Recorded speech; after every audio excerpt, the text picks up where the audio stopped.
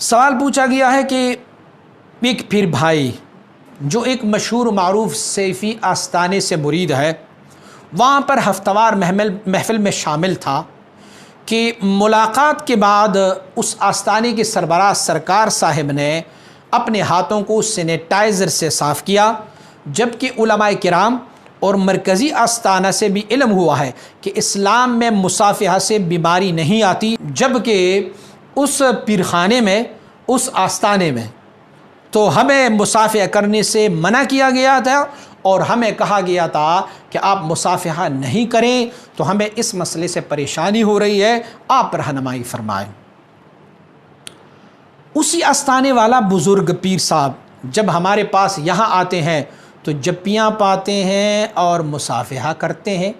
اور اسی آستانے کے مرشد اور پیر صاحب کے بڑے پیر صاحب جو ہے وہ بھی جب یہاں مرکزی آستانے میں آتے ہیں تو جپیاں پاتے ہیں اور ہاتھ ملاتے ہیں، اکیلے صاحبزادگان کے ساتھ نہیں بلکہ یہاں خادمین سے بھی ملتے ہیں، محفل میں بھی بیٹھتے ہیں، یہاں پر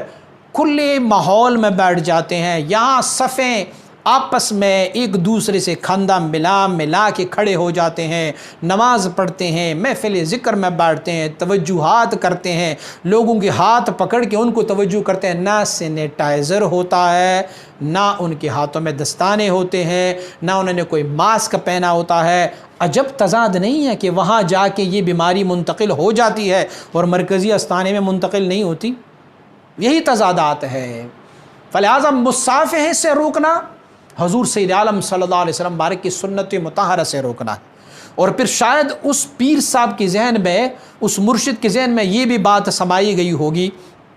کہ شاید بیماری ایک سے دوسرے کی طرف منتقل ہو جاتی ہے، یہ ان کی اپنی اختراع ہوگی، یا کوئی سیاسی پیر صاحب ہوں گے، یا پھر کوئی وہ شاید کسی کے اشاروں پر چلنے والے پیر صاحب ہوں گے، لیکن میرے اور آپ کے پیر صاحب تو آقا انعامدار مدنی تاجدار محمد عربی صلی اللہ علیہ وسلم ہے۔ آپ نے ہمیں فرمایا لا عدوا، فرمایا ایک سے دوسرے کو بیماری منتقل نہیں ہو سکتی۔ جب آقا انعامدار نے فرمایا کہ نہیں ہو سکتی سو نہیں ہو سکتی، اب وہ پیر صاحب رسپانسبل ہے کہ انہوں نے کیوں مصافحہ نہیں کیا۔ میں نے عرض کیا نا کہ وہی پیر صاحب جب ہمارے پاس آتے ہیں تو ہمارے ساتھ تو بڑی جپیاں پاتے ہیں، ہاتھ ملاتے ہیں، ہمارے ہاتھوں کو بوسہ بھی دے دیتے ہیں۔ اور ایک حل میں آپ کو ایک اور بھی بتا دوں، اسی پیر صاحب کے پاس جائیں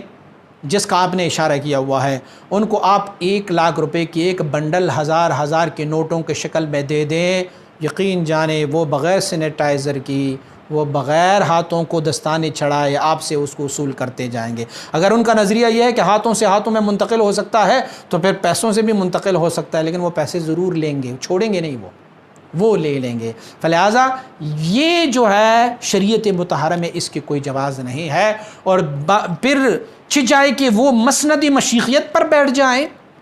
وہ چاہے کہ وہ سلسلہ سیفیہ کا نام لے لیں، وہ چاہے کہ اپنے آپ کو عالم بھی کہیں، اپنے آپ کو پروفیسر بھی کہیں، اور پھر بھی ان کی نظریات ایسے ہو،